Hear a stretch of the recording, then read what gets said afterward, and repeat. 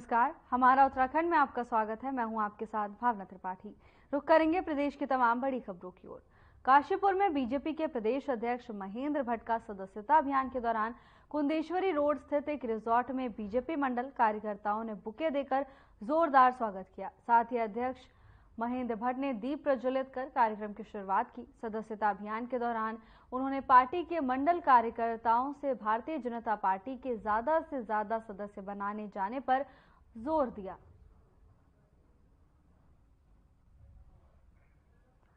खबर काशीपुर से है, जहां बीजेपी के प्रदेश अध्यक्ष महेंद्र भट्ट का बीजेपी कार्यकर्ताओं ने जोरदार स्वागत किया। मंडल के पदाधिकारियों से अपना वार्ता कर अधिकतम सदस्यता सबके द्वारा हो, उस लक्ष्य को आगे बढ़ रहे हैं। हमने तय किया कि 18 वर्ष का जो मतदाता है उसको हम भाजपा से जोड़ेंगे। आगामी दिनों के अंदर नगर पालिका के चुनाव है, पंचायत के चुनाव है। इन चुनाव में भारतीय जनता पार्टी की प्रतिनिधि जीतो, इस उद्देश्य से भी कार्यकर्ताओं को हमने आह्वान किया है। हर समाज का, हर वर्ग का, हर क्षेत्र का व्यक्ति भारतीय जनता पार्टी सदस्य बने। इसके आह्वान को लेकर डोर जाना है, घर घर जाना है। इसके लिए हमने केंद्र प्रदेश सरकार को के पत्र भी हमने तक पहुँचा दिए हैं और मैं कह सकता हूँ कि लक्ष्य हमने लिया, उस लक्ष्य पर हम लगातार आगे बढ़ रहे हैं। उत्तराखंड में अब सरकारी और निजी संपत्ति को नुकसान पहुंचाने वाले दंगाइयों पर शिकंजा कसने वाले उत्तराखंड लोक और निजी संपत्ति क्षति वसूली विधेयक 2024 को गुरुवार को राजभवन ने मंजूरी दे दी। ये विधेयक गैरसैंण में हुए मानसून सत्र के दौरान 30 अगस्त को पास हुआ था। विधायी विभाग से औपचारिक नोटिफिकेशन के बाद ये कानून का रूप ले लेगा। इसके साथ ही राज्यपाल retired lieutenant general Gurmeet Singh ने विधायकों के वेतन भत्ते बढ़ाने से जुड़े उत्तराखंड राज्य विधानसभा विविध संशोधन विधेयक 2024 को भी स्वीकृति दी। जो गैर सत्र हुआ और उसमें दंगा विरोधी अधिनियम को पास किया गया और मैं माननीय राज्यपाल जी का बहुत धन्यवाद दे रहा हूं। उन्होंने उस पर हस्ताक्षर किए, यानी अब वो कानूनी शक्ल में हमारे सामने आ रहा है। आप जानते हैं कि हमारा लोकतंत्र में एक अधिकार है कि हम अपने बात को प्रदर्शन के माध्यम से, हम आंदोलन के माध्यम से जिसको हम अपनी बात कहना चाहते हैं करते हैं, लेकिन उसकी आड़ में या उसके अंदर जो लोग अराजक तत्व हैं या कोई भी आंदोलनकारी किसी निजी संपत्ति को या सार्वजनिक संपत्ति को नुकसान पहुंचाएगा तो एक बहुत बड़ा काम हमारी सरकार ने किया। मैं धामी जी को, यानी जो हमारे माननीय मुख्यमंत्री हैं, उनको भी बहुत बधाई दे रहा हूं कि अब इस प्रकार के जो दंगे हैं या जो क्षति है, निजी हो चाहे सार्वजनिक हो, सार्वजनिक संपत्ति भी जनता की संपत्ति होती है। सरकार अपने राजनीतिक विरोधियों को मुकदमों में फंसाना चाहती है, उनके ऊपर केस करना चाहती है। ये ऑलरेडी पहले से कानून बने हुए हैं कि जो सार्वजनिक स्थान पर उपद्रव करेगा, दंगा करेगा, सार्वजनिक संपत्तियों को नुकसान करेगा तो निश्चित रूप से उसके खिलाफ कार्रवाई होती है। ये कोई नई बात नहीं है। आज आप नया ले आए हो, कोई राजनीतिक कार्यकर्ता आपके विचारधारा का नहीं है, अगर विरोध कर रहा है तो आप उसको फंसाने के लिए इस तरीके का कानून इस प्रदेश में लागू करना चाहते हैं। क्योंकि सरकार का काम है, सरकार ने कर दिया, इस पर मैं टिप्पणी नहीं करूंगा, लेकिन इतना जरूर कहूंगा जो मैंने पहले कहा था कि जिस समय केदारखंड आपदा से ग्रसित है, चंपावत जिला आपदा से हलाहल है, उधर हमारा जो गरुड़ के आगे लगा हुआ हमारा बागेश्वर से लगा हुआ कपकोट भराड़ी का क्षेत्र है, चाहे धारचूला का क्षेत्र है, चाहे चमोली क्षेत्र है, ये सब आपदा से इस समय त्राहिमाम कर रहे थे। इस समय आवश्यकता थी कि सरकार संवेदनशीलता दिखाते हुए पहले राहत कार्य। मानसून के बाद दूसरे चरण में गति पकड़ने वाली चारधाम यात्रा को लेकर यहां जिला प्रशासन हर व्यवस्था को चाक चौबंद करने में लगा है। जिला अधिकारी संदीप तिवारी ने जानकारी देते हुए बताया कि बरसात के बाद दूसरे चरण की यात्रा शुरू हो गई है। श्राद्ध पक्ष में हजारों की संख्या में श्रद्धालु बद्रीनाथ धाम में पहुंच रहे हैं, जिसको लेकर जिला प्रशासन ने व्यवस्थाएं पूरी कर ली हैं। श्रद्धालुओं को किसी प्रकार की दिक्कत ना हो, इसके लिए प्रशासन मुस्तैदी से अपना काम कर रहा है। देखिए, विगत 3-4 दिनों से वाहनों की संख्या बढ़ी है, यात्रियों की संख्या बढ़ी है और मेरे द्वारा निरीक्षण किया गया था एनएच का 2 दिन पहले। और अभी बीती रात हमने चटवा पीपल में एजेंसी को 10 बजे से सुबह 5 बजे तक की विंडो दी थी, जिसमें ट्रैफिक को पूर्णतया रोक दिया गया था। और कल रात में वहाँ एजेंसी ने अच्छा काम किया है, जिससे समतलीकरण हो पाया है हाईवे का, और अभी जो ट्रैफिक है वो स्मूथली मूव हो रहा है। उसके अतिरिक्त हमने जो यदि बरसात आती है, मार्ग अवरुद्ध होता है, उस स्थिति में गोचर। हरिद्वार के एसएसपी प्रेमेंद्र सिंह डोभाल ने अपराध नियंत्रण को लेकर कड़े तेवर दिखाए हैं। विभागीय टीम के साथ बैठक के दौरान उन्होंने कहा कि पुलिस फोर्स का चौकस होना बेहद आवश्यक है। इसके साथ ही उन्होंने बेहतरीन कार्य करने वाले 22 पुलिसकर्मियों को सम्मानित कर उनका हौसला बढ़ाया। बता दें कि जिला पुलिस मुख्यालय में मासिक अपराध गोष्ठी को संबोधित करते हुए एसएसपी प्रेमेंद्र सिंह डोभाल ने कहा कि बालाजी ज्वेलर्स डकैती प्रकरण के मुख्य आरोपी सुभाष कराटे की गिरफ्तारी होना बेहद जरूरी है।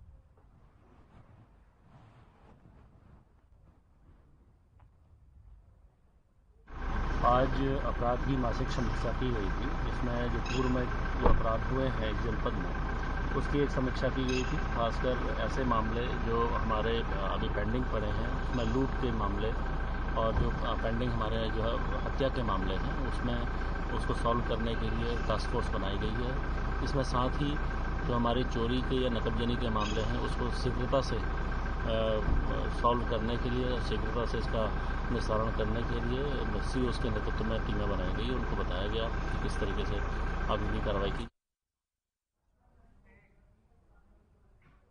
रुद्रपुर में बुधवार की शाम आदर्श कॉलोनी पुलिस चौकी के जैन मंदिर के पास वाहनों की चेकिंग के दौरान सिख युवक से हुई बदसलूकी से सिख समाज में उबाल है, जिसको लेकर काशीपुर में बीजेपी नेता गुरविंदर सिंह चंडोक के नेतृत्व में सिख समाज के लोगों ने घटना का विरोध करते हुए सीएम के नाम एक ज्ञापन पुलिस क्षेत्र अधिकारी को सौंपा, जिसमें कहा गया है कि जनपद उधम सिंह नगर के आदर्श कॉलोनी पुलिस चौकी इंचार्ज ने चेकिंग के दौरान एक सिख युवक के साथ अभद्रता की और धार्मिक ककारों की बेअदबी की, जिससे सिख समाज की धार्मिक भावनाएं आहत हुई हैं।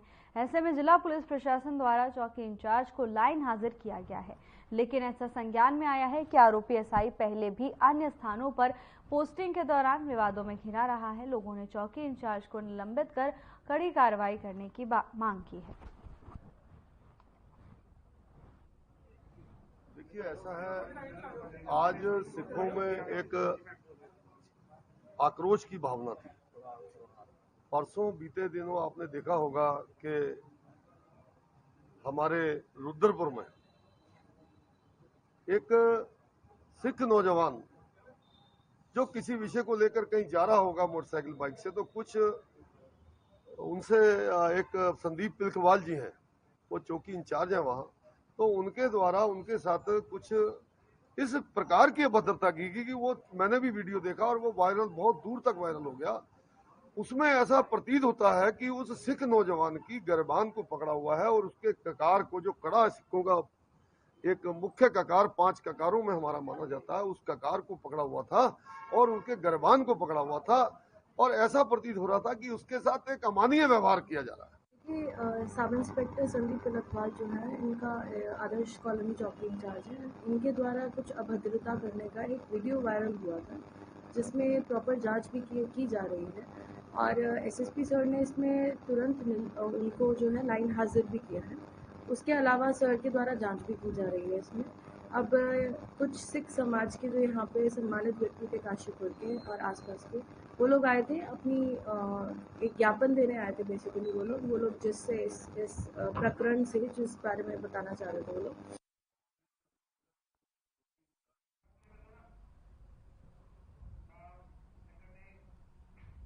मुख्यमंत्री पुष्कर सिंह धामी ने पूर्व पुलिस महानिदेशक अनिल रतूड़ी द्वारा लिखित पुस्तक खाकी में स्थित प्राज्ञ का विमोचन किया।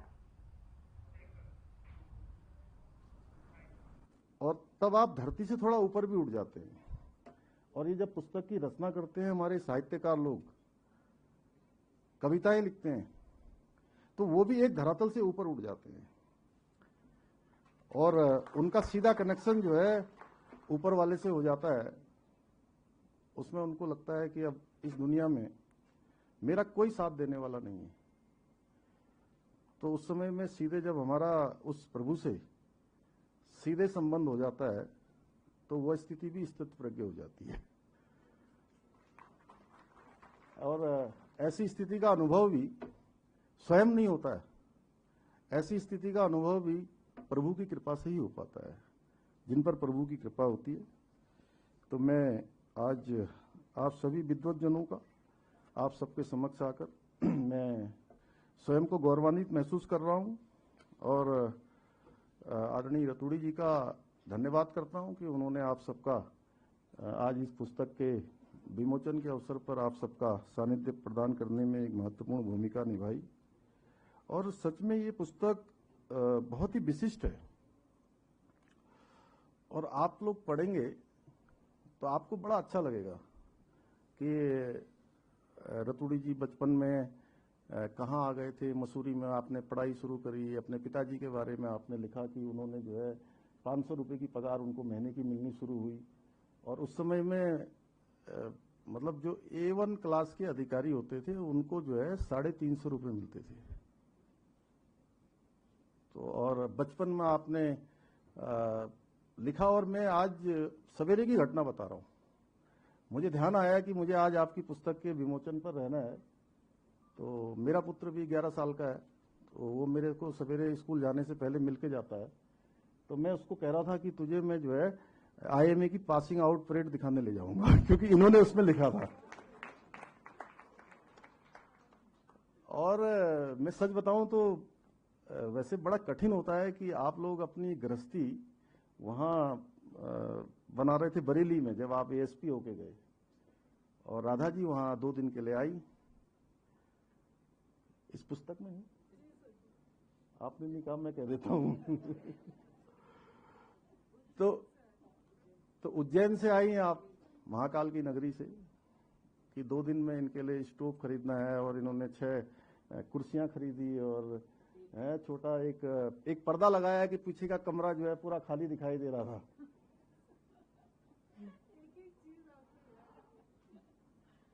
तो जैसे ये वहां पहुंची वैसे इनके SSP साहब का फोन आ गया इनके पास कि अनिल आप आइए यहाँ जरा। नहीं उस समय नहीं कहा, बदायूं जाने के लिए। तो उन्होंने जब वो बात कर रहे थे फोन पर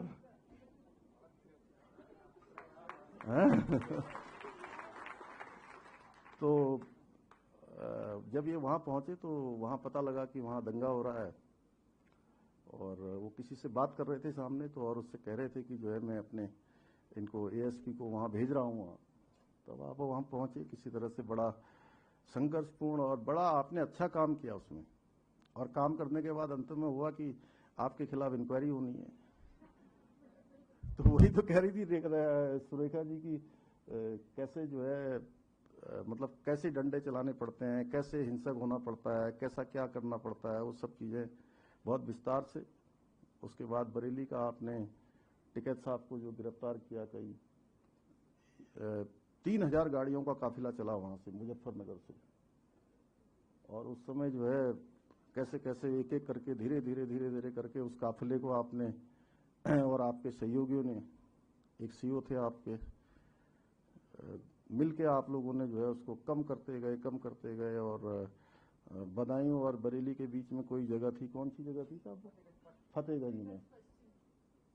फतेहगंज में जो है आपने बिल्कुल ट्रैफिक नहीं था, सब रोक रखा था। उस समय में बिल्कुल गाड़ी से आपने खुद टिकैत साहब को जो 6 फुट लंबे थे उनको उठा के बिल्कुल जो है दूसरी गाड़ी में डाला और लेके चले गए आगे को। तब वो कह रहे थे, क्या कह रहे थे, चौधरी कहाँ ले जा रहे हो ये बताओ। तो बहुत ही शानदार, मैं रतूड़ी जी को बधाई देना चाहता हूं। उन्होंने अपनी सेवा को बहुत ही सजीवता से, रोचकता के साथ प्रस्तुत किया है। और जैसे मुझे सच में बहुत ही मतलब, चूंकि मैं थोड़ा वर्दी के प्रति और सेना के प्रति या सुरक्षा बलों के प्रति हमेशा से मेरे मन में एक अलग प्रकार का भाव रहा है, क्योंकि मैं एक सैनिक परिवार में पैदा हुआ हूं। इसलिए मैं वो पुस्तक पढ़ता गया और मुझे लगा कि मतलब कोई उसमें ऐसा नहीं था, और मुझे लगा कि जितना भी टाइम लगे मैं पढ़ूंगा इसको जरूर, और आप भी पढ़ेंगे तो आपको भी यही लगेगा। और आपकी सभी रचनाएं बहुत अच्छी होती हैं। अभी लखनऊ में आप गए थे तो मेरे बहुत सारे साथी लोग लखनऊ के मुझे वहाँ की फोटो भेज रहे थे, जिसका हम लोग पहले ही यहाँ पर विमोचन कर चुके हैं। भंवर एक प्रेम कहानी के बारे में, उसका भी विमोचन का सौभाग्य मुझे भी प्राप्त हुआ था। इसी सभागार में मैं आया था। भाइयों बहनों, अभी सुरेखा जी ने यहाँ पर कहा कि अनिल जी और राधा जी न केवल हमारे राज्य में बल्कि पूरे देश में आपका जो है एक इस प्रकार की सेवा में अपना एक विशिष्ट स्थान आप लोगों ने बनाया है, और राज्य में नहीं पूरे देश भर के अंदर विशिष्ट दंपतियों में से है। आप दोनों ने न केवल उच्चतम प्रशासनिक सेवाएं अपने पदों पर दी हैं, बल्कि अपनी कार्यदक्षता से, समर्पण से, अनुशासन से सभी को आपने कहीं न कहीं प्रेरित करने का काम भी किया है। और सामान्य रहते हुए, हमेशा जो है साधारण रहते हुए असाधारण सोच रखी है, असाधारण काम किए हैं। और आपकी जो सादगी है, ईमानदारी है, उसका उदाहरण पूरे प्रशासनिक तंत्र में दिया जाता है। हर कोई आपकी सेवा भावना और सादगी की सराहना करता है।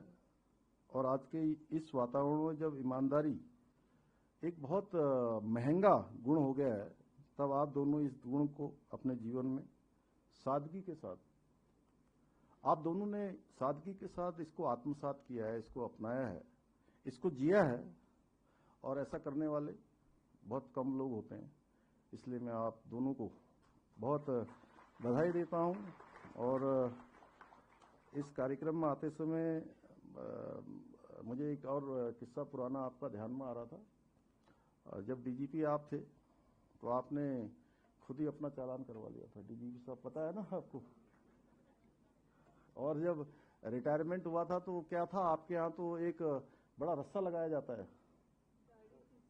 लेकिन वो आप तो अपनी कार लेके आए थे और उसी कार से वापस चले गए थे। ये सब मुझे लगता है कि वास्तव में ये हमारे लिए बहुत ही ऐसी स्थिति है जो एक कार्य संस्कृति है, जो इसकी शुरुआत होनी चाहिए, ताम झाम से दूर। और कुछ अभी आप ही कह रहे थे ना, कुछ कह रहे थे इस बारे में, सुरेखा जी कह रही थी, जब वो क्या था वो जो आपने लोटा जब उछाला था अभी समुद्र में टंटा तो टंटे मंटे से तो। और मुझे भी आप दोनों के साथ किसी न किसी रूप में आप दोनों के साथ मुझे काम करने का अवसर मिला है। और राधा जी तो मुख्य सचिव के रूप में व्यक्तिगत रूप से मैं उनके साथ दिन रात, और सच में भाई बहन जैसा रिश्ता भी है हम लोगों का। तो और रतूड़ी साहब तो क्या है कि मुझे याद है आज से लगभग 15 साल पहले तो एक दिन जो है आपने मुझे रेलवे स्टेशन पर मिले थे आप, तो तब भी आपने मेरे बारे में भी कहा, बहुत अच्छी सोच तब से रखते थे। हाँ, उन दिनों थोड़ा सा मुझे लगता है कि थोड़ा फैट गेन कर रहा था, कुछ हो गया था, तो तब मुझे आपने कहा कि नहीं मान्यवर, ये जो है ये फैट कम होनी चाहिए, बाकी तो आपको जो है जीवन में बहुत काम करना है। बहुत सारी बातें कही, चूंकि वो मेरी और उनकी व्यक्तिगत थी, उसको मैं आप लोगों से शेयर नहीं करूंगा क्योंकि मेरी प्रशंसा में थी, इसलिए मैं नहीं करूंगा। तो आपके ऐसे भाव रहे, और मैं आप दोनों की जो व्यक्तित्व की सादगी है, हर एक व्यक्ति के प्रति आपके मन में सेव भावना है, उससे मैं बहुत भली भांति मैं जानता हूं और इसको महसूस करता हूं। मैं ही नहीं, मुझे लगता है कि आप सब लोग करते होंगे। वाकई में आप दोनों हमारे राज्य के लिए एक अनमोल धरोहर हैं, और हम सब के लिए, पूरे उत्तराखंड के लिए जो है एक गौरव की बात है। भाइयों बहनों, रतूड़ी जी ने इस पुस्तक का शीर्षक खाकी में स्थित प्रज्ञ रखा है, जो अत्यंत ही उपयुक्त और सारगर्भित है, और अपने आप में इस पुस्तक के बारे में बहुत कुछ कहता है। और जैसा अभी सुरेखा जी ने भी स्थित प्रज्ञ के बारे में यहाँ बोला, फिर उन्होंने भी बोला, रतूड़ी जी ने भी बोला, और कर्म करते हुए अपने मन को और आत्मा को नियंत्रित करने के लिए स्थित प्रज्ञ का उपदेश देते हुए भगवान श्री कृष्ण ने कहा था गीता में, सुख दुखे समे कृत्वा लाभा लाभो जया जयो ततो युद्धाय युजस्व नैवम पापम वाप्स्यसि। यानी कि हम सुख दुख लाभ हानि जय पराजय को समान मानकर अपने कर्तव्य को निभाएं, यही स्थित प्रज्ञ है। यही एक ऐसा भाव है जिसमें हम थोड़ा ऊपर उड़ जाते हैं। मेरा मानना है कि इस पुस्तक का भी यही संदेश है। भाइयों बहनों, अनिल रतूड़ी जी ने पुलिस की सेवा में रहते हुए भी एक सफल और कर्तव्यनिष्ठ अधिकारी के रूप में अपनी अद्वितीय धैर्य, समर्पण और ईमानदारी का परिचय दिया है। और कितनी बार उनका जो है मौत को सामने से देखा है। सच में मुझे भी इतना पता नहीं था आपके बारे में कि कितनी बार, मतलब आप लोग जब ये पुस्तक पढ़ेंगे ना तब आपको लगेगा कि मौत कैसे बिल्कुल आपके आसपास से निकल गई है। बहुत कठिन तरीके से आपने काम किया है, अपने सच्चे अर्थों में स्थित प्रज्ञ रहे हैं आप। यानी ऐसी मानसिक स्थिति में जहां न कोई भय हो, न लालच हो और न ही किसी प्रकार का विचलन हो। और इस पुस्तक के कुछ अंश पढ़े तो मुझे कई रोचक और प्रेरणादायी और भी किस्से इसमें हैं। कैसे अपराधियों के साथ मुठभेड़ के समय या फिर दंगों के दौरान क्या क्या चुनौतियां आती हैं। और मैं समझता हूं कि आज तो पुलिस और हमारे जो सुरक्षा बल हैं वो बहुत आधुनिक हो गए, बहुत सुविधाएं हो गई। उस समय तो शायद मोबाइल फोन भी नहीं थे। आपने लिखा है जब आप टिकैत जी को पकड़ रहे थे तो केवल वायरलेस सेट से ही आप सूचनाओं का आदान प्रदान हो रहा था। तो वो कठिन समय था, लेकिन अपनी इच्छा शक्ति से, अपने परिश्रम से, जीवटता से आपने उस समय में भी एक सफलता को प्राप्त किया और वो हमेशा के लिए एक इतिहास बन गया। इसमें लिखा है आप ऐतिहासिक पुरुष हो गए। मेरी ओर से बधाई। साथ ही इस पुस्तक में एक कर्तव्य परायणता का एक ऐसा उदाहरण देखने को मिलता है कि आपकी बेटी का जब जन्म हो रहा था उस समय में भी आप घर में मौजूद नहीं रह पाए। यह भी अपने आप में जो है कैसी स्थिति है। एक